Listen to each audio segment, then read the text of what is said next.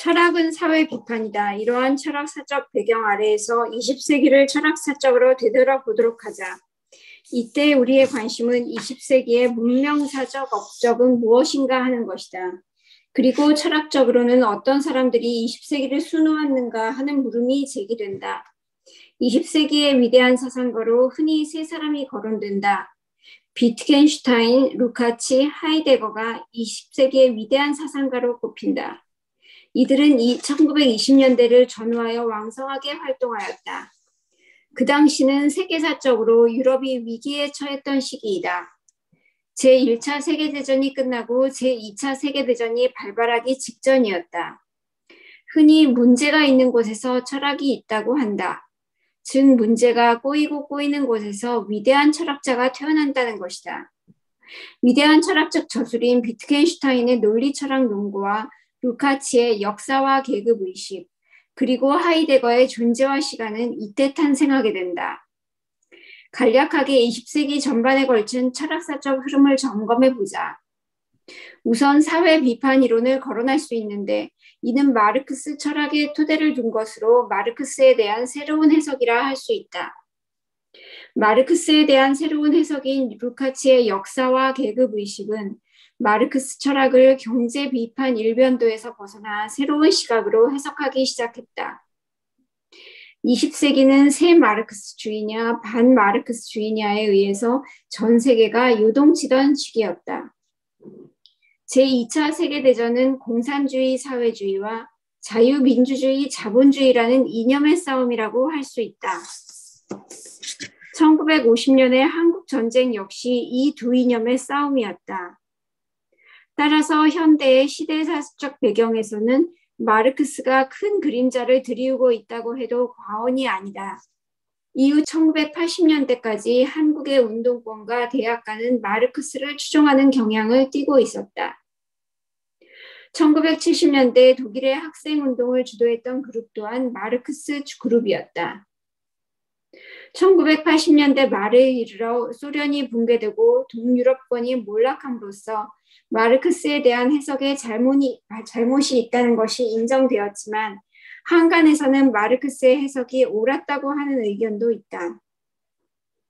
왜냐하면 마르크스는 정치 이념보다 경제가 중요하다고 주장했는데 동유럽권이 자본주의 경제에 의해 붕괴됨으로써 결국 세계를 지배하는 것은 경제라는 것이 입증된 셈이므로 마르크스는 옳았다는 것이다. 그러므로 20세기를 이야기할 때 우리는 마르크스를 외면할 수 없으며 마르크스를 새롭게 해석했던 루카치를 빼놓을 수 없다. 여기에 이어져 나오는 철학적 경향은 호르크하이머, 아도르노, 그리고 하버마스로 대변되는 사회 비판 이론 그룹이라고 할 수 있다. 이들이 보기에 철학이란 한마디로 사회 비판이라. 즉 철학은 상하탑안의 이론이 아니라 사회 비판, 사회 변혁, 혁명, 실천이라는 것이다. 실천, 곧 세계를 바꾸는 것은 세계를 해석하는 데서 끝나는 것이 아니라 구체적으로 세계를 바꾸어야 한다는 것이며 이것은 이미 마르크스가 주장했던 것이다. 이렇듯 이론이 아닌 실천을 강조하는 것이 20세기 철학의 커다란 흐름이었다. 20세기 현대 철학을 이끌었던 세 사람 얘기를 소개하고 있는데 저는 여기 프로이드를 추가해서 얘기를 좀 해보고 싶어요. 여기서 프랑크푸르트 학파 얘기를 하고 있죠. 철학은 상하탑 안의 이론이 아니라 사회 비판, 사회 변혁, 혁명 실천이다라고 얘기를 하고 있는데 이것 사회적인 측면에서 바라본 철학의 개념인데 개인을 대상으로 이러한 입장이나 이론을 적용해 본다면 여기서 철학이 사회 비판, 사회 변혁, 혁명 실천이라고 한다면 정신분석은 개인에 대한 비판적 고찰 그리고 개인의 심리적 변혁 그 개인의 인격의 혁명 그리고 실천이라고 얘기한다면 이 철학적인 사조 프랑크푸르트 사회 비판 이론 그룹이 주장했던 것하고 프로이드가 정신분석을 통해서 개인을 돕고자 했던 것은 같은 맥락에서 볼 수 있지 않나 싶어요. 그 사회를 대상으로 한 것인지 개개인을 대상으로 한 것인지에 따라 다른 거죠. 그러니까 인간을 이해하는 이론은 얼마든지 있죠. 과거에 동양에서 본다면 성선설이 있고 성악설이 있죠. 인간은 원래 선하게 태어났다. 어떤 사람 인간은 원래 악한 존재다. 이런 이론부터 해서 인간에 대한 여러 이론이 있을 수 있지만 우리가 모두가 자기는 안다고 생각하잖아요. 지금까지 자기가 안다고 생각했던 자기라는 것이 사실은 자기가 알지 못하는 자기라는 것을, 자기 안에 알지 못하는 영역이 있다는 것을 철저하게 이해시킨 게 프로이드죠. 무의식의 세계를 얘기한 거죠. 브렌타너나 푸설이나 하이데거 쪽에서는 아직도 의식 중심이에요. 카인셔스니스 중심이죠. 이 철학이 의식 철학에서 크게 벗어난 것은 아닌 것으로 보여요. 그런데 프로이드는 이 의식 철학의 영역을 넘어서서 무의식을 기반으로 하는 철학을 범위를 넓힌 거죠. 그래서 개인의 내적 세계에 대한 탐험의 방법을 제시하면서 정신분석이라고 하는 것은 인간의 내면으로의 항해를 가능하게 한 어떤 우주선이에요. 인간의 내면 우주를 항해하는 어떤 기법이고 이 항해가 가능하도록 하는 하나의 도구고 어쩌면 인간의 내면 세계를 탐험하는 탐험선이고 우주선이죠. 그래 지금까지 들여다보지 못한 세계를 들여다보기 시작했다는 얘기예요. 그러니까 철학에서 2500년 동안 철학이 다뤄왔던 것은 뭐예요? 자기라는 것은 자기가 의식하는 자기가 자기라고 봤던 거예요. 내가 내 의식으로 떠오르는 것만을 가지고 자기라고 보고 대상도 그 사람들이 내게 내 의식으로 포착할 수 있는 것만 그 사람이라고 봤는데 눈에 보이지 않는 인격 요소들이 개개인에게 엄청난 영향을 미치고 있다고 봤기 때문에 우리가 알고 있던 각자의 자기는 어쩌면 빙산의 일각이라고 하는 거죠. 그 빙산이 있는데 그 빙산 위에 드러나는 부분은 이게 원래 빙산의 10분의 1일지 3분의 1일지 알 수 없죠. 그건 빙산 밑으로 들어가 봐야 되니까. 그래서 어쩌면 이 지점에서 각자가 자기의 의식 속에서 자기를 변해가려고 하는 노력. 여기 지금 어떤 인지행동 철학이죠. 인지행동 심리학이죠. 인지행동 심리학에서는 의식을 중심으로 이분에게 통찰을 줘서 행동 수정이나 교정을 통해서 이분이 살아가는데 어려움이 없도록 도와주는 역할인데 프로이드가 봤던 것은 이 의식에 떠오르는 건 빙산의 일각이니까 이 사람의 인격의 변화가 일어나려면 빙산 위도 중요하지만 빙산 밑을 다 함께 봐야 된다. 그래서 사람을 전체적으로 통합적으로 볼 수 있는 툴을 제시했다는 거예요. 그래서 단순하게 인간의 의식이 있다, 무의식이 이런 거다라고 의식에 대한 세계 그리고 무의식에 대한 이론이 아니라 여기서는 구체적으로 인간을 그렇게 인식하는 툴이 확보되면서 그 툴을 통해서 실제로 그 인간, 그 사람, 그 개개인이 이 세상을 살아가는 과정 속에서 자기 쇄신, 자기 안에 인격적인 성장을, 인격적인 성숙함을 도모할 수 있는 구체적인 실천 방법을 만들었다는 거예요. 그리고 여러분이 정신분석적인 시각을 심화하면 이게 어쩌면 가장 실존적인 철학자가 되는 거라고 봐요. 저는 가장 실존적인 철학자가 되면서 내 인생을 내가 책임지고 내 세계를 무한정 넓혀서 그 속에서 엄청난 의미를 가진 인생을 살아낼 수 있을 것이다. 그리고 그것을 구체적으로 실천할 수 있다는. 그래서 사람에 대한 이해 자체가 얼마나 큰 영향을 미칠 것인가를 생각을 우리가 해볼 필요가 있죠. 내 무의식의 세계를 인정하면서 내가 지금까지 알고 있던 내가 아닌 내 안에 무한한 잠재성을 가진 내가 있고 이 잠재성을 내 것으로 잘 활용한다고 한다면 어쩌면 우리가 유한한 인상이라고 하지만 이 세계를 받아들이는 눈 자체가 저 무한한 세계 자체가 나의 일부라고 받아들이는 이 우주가 자기라고 받아들일 수 있는 힘들이 생겨나잖아요. 그러니까 우주를 내 안에 품어낼 수 있는 이런 삶으로 우리가 갈 수 있잖아요. 조금 지나친 얘기를 제가 좀 하고 있어요. 여러분의 상상력을 돕기 위해서 하는 얘기예요. 근데 이걸 어떤 세계를 빌드업할 것인가 각자 여러분 몫이라는 얘기예요. 여러분이 살아가는 세계는 여러분 스스로 설계하고 선택하고 그리고 발달시켜 나가는 것이죠. 하이데거가 얘기하는 현 존재라고 하는 것, 현 존재 자체는 미래에 대한 가능성을 포함한 현재라는 개념으로 저는 이해를 해요. 그러니까 정신분석적인 용어로 얘기한다면 잠재 가능성이죠. 심리학적으로 우리의 잠재성, 포텐셜리티죠. 이 잠재성을 내 것으로 받아들여서 실현해 나가는 과정이 어쩌면 자기 실현이라는 개념으로 많은 심리학자들이 사용하고 있는데 이 트루 셀프라는 개념이 너무 이게 또 세속적인 것으로 바뀌어가지고 자기속에서 잘 쓰고 뭐 어느 부분에서 유능한 사람이 되는 것을 자기 실현이라고 하는데 조금 깊은 의미에서 자기 실현이라고 하는 것은 자기의 트루 셀프를 살아내는 거죠.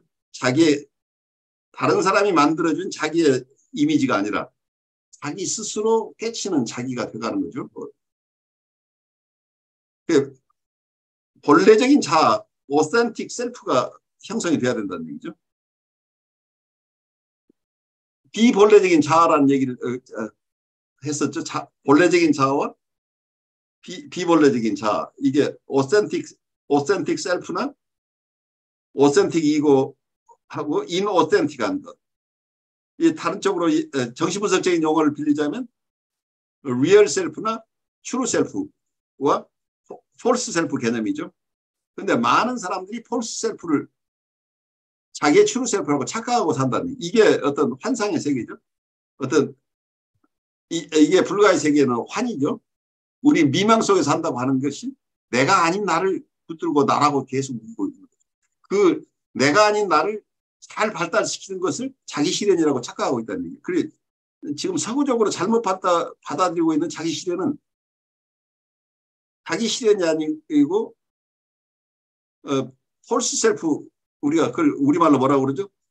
거짓 자기를 극대화하는 것을 자기 실현이라고 착각하고 있다. 많은 사람들.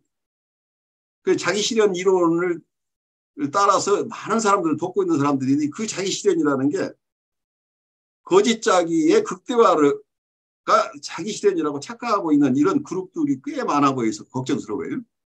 자기 실현은 외부에서 주어지는 것이 아니고 정말 자기의 가능성, 자기의 잠재 가능성을 가지고 현실을 살아가는 거죠. 그래서 현 존재로서 산다. 실존하는 인격체로서 산다고 하는 것은 자기가 가지고 있는 이 잠재성들을 구체적으로 기획투사라는 용어를 썼었죠. 어쩌면 하이데거가 쓴 기획투사라는 이런 개념이죠. 현재는 우리가 내 미래 자체에 대한 내 가능성을 이해하면서 사는 것 자체가 내가 현재만 사는 게 아니고 미래를 같이 사는 거죠. 그래서 현재와 미래를 꼭 이건 어떤 구별되는 개념으로 이해할 것인가. 저는 이게 통시적으로 보는 견해가 어쩌면 더 우리에게 적합한 게 아닌가 싶은데 현재하고 미래, 과거가 사실은 구별될 수 없는 것이고 내가 지금 나를 이해하는 것이 과거에 대한 재해석이 계속 일어나고 있기 때문에 과거는 따로 독립적으로 있는 것이 아니고 현재 속에 과거가 살아있는 것이고 그리고 미래에 대한 그래서 나의 미래를 내가 어떻게 이해하고 현재를 거기에 맞게 살아가느냐에 따라서 나는 이미 미래를 살고 있는 것이죠. 그래서 미래가 분리된 게 아니고 과거도 독립된 게 아니라고 저는 느껴요. 그래서 이 우리 삶 전체를 통시적으로 이해할 수 있는 어떤 툴을 우리가 확보하는 것이 어쩌면 실존주의 철학이고 또 정신분석적인 접근이 아닌가 하는 생각을 해봐요. 제 얘기가 제 나름대로 애써보는 것인데 여러분들에게는 어떻게 다가오는지 좀 나누죠. 저는 공부를 좀 더 해야겠는데요. 의문점이 드는 게 이 무의식을 말한 게 프로이드가 근간을 세운 건 맞지만 실전의 툴을 만든 건 맞지만 사실 그 이전에도 무의식은 무의식의 세계를 이해하려는 철학자들은 많이 있었다고 보거든요. 물론이죠. 네, 그 철학자를 더 찾고 싶다는 생각이 들었습니다. 그래요. 그래서 제가 브렌타노 얘기를 여러분에게 강조하고 있는 거예요. 그분의 얘기 속에 의식이라고 부르고 있는 것 중에 이미 무의식의 생애를 이름 붙이지 않은 또 영역을 이름을 붙이지 않았을 뿐인지 무의식을 이해하고 있었을지도 몰라요. 그러니까 우리가 어느 걸 분류한다는 게 참 어려워요. 그러니까 그분들 전체적으로 이해하지 않고 그냥 피상적으로 이분은 실존주의 철학자야 아니면 현상학자야 선구자야 이 정도 가지고 우리가 알 수 없는 부분이죠. 그래서 좀 깊이 어쩌면 정신분석의 선구자들을 공부하다 보면 그 철학적인 사조 속에서 우리가 더 좀 풍요로운 원천들을 발견할 수 있지 않을까 하는 생각을 해봐요. 그래서 정신분석이 너무 기술적으로 흐르고 있는 것에 대한 반성이 필요한데 그 반성을 위해서는 정신분석이 형성되는 과정 속에 여기에 영향을 미쳤던 중요한 철학 사조들을 우리가 이해할 필요가 있지 않느냐 하는 생각을 저도 같이 해요. 그런 생각을 하면 요즘 프로이드를 별로 배제하는 그런 현상이 많이 일어나고 있거든요. 배제하고 싶어 하죠. 근데 그런 현상은 끊임없이 있어 왔어요. 그러니까 미국에서 프로이드는 죽었는가 하는 질문을 뉴욕타임스도 제기하고 그 이후에 또 다른 잡지에서도 15년 후에 제시하고 하는데 프로이드는 죽었는가 하는데 실제는 대답은 프로이드는 여전히 살아있다예요. 그러니까 정신분석이라는 이름으로 그룹으로 남아있는 것보다는 프로이드가 봤던 어떤 이런 통찰은 우리 문화 전반에 영향을 미치고 있어서 이거 프로이드를 없앨 수가 없어요. 지금 프로이드를 없앤다고 하는 건 현대 문화를 해체하는 결과를 가져오는 거죠. 그렇게 되면 이미 프로이드의 이러한 통찰들은 사회 비평 이론이나 문학 비평 이론이나 미술이나 음악이나 건축이나 모든 영역에 다 이미 들어가 있어요. 이런 것들이. 근데 이걸 아까 얘기한 대로 주장하는 사람인데 어떤 분은 푸셀 공부하시는 푸셀의 영향이 곳곳에 있어서 이렇게 중요한 분이다. 또 어떤 분은 하이데거를 공부하시는 분 하이데거의 영향이다. 또 어떤 분은 니체를 공부하시는 니체로부터 모든 것이 나왔다. 이렇게 다 주장하고 있어요. 근데 그렇게 얘기할 수는 있어요. 그런데 어떤 것도 이 세상에 새로운 것은 없어요. 그러니까 프로이드가 얘기한 것도 프로이드가 그 이전에 자기에게 영향을 미쳤던 많은 지혜들을 자기 것으로 소화하면서 정리한 것이라고 봐야 되겠죠. 그러다 보니까 프로이드로서 우리가 부족한 부분을 이해하려면 프로이드 이전에 여러 사조들을 공부할 필요가 있다는 얘기죠. 그래서 어쩌면 동양에서는 이걸 잘 알고 있죠. 동양에서 학문하는 방법을 옹고이지신이라고 해요. 옹고이지신이라는 게 결국 옛 것을 잘 이해해서 새로운 것을 만들어낸다는 거죠. 그래서 하늘 아래 새로운 것이 없다는 얘기. 태양 아래 새로운 게 없는 거죠. 아주 혁신적인 이론 같지만 그 혁신적인 이론이 나오는 배경에는 이미 그 혁신적인 이론이 나올 만큼의 여러 공감대가 형성되고 있는 시기가 있다는 거예요. 그 시대 사조 안에서 어떤 사상들이나 어떤 학문이 탄생하는 거죠. 그래서 갑자기 하나의 천재에 의해서 이런 것도 일어나는 게 아니에요. 그러니까 니체가 아주 혁명적인 발상을 하지만 니체의 그 혁명적인 발상은 독립적인 어떤 사고일 수도 있지만 그런 사고를 할 수밖에 하게 되는 어떤 사회적인 여건이 있는데 거기에 그 여건 속에서 이분이 뛰어난 통찰을 가능하게 됐었던 거죠.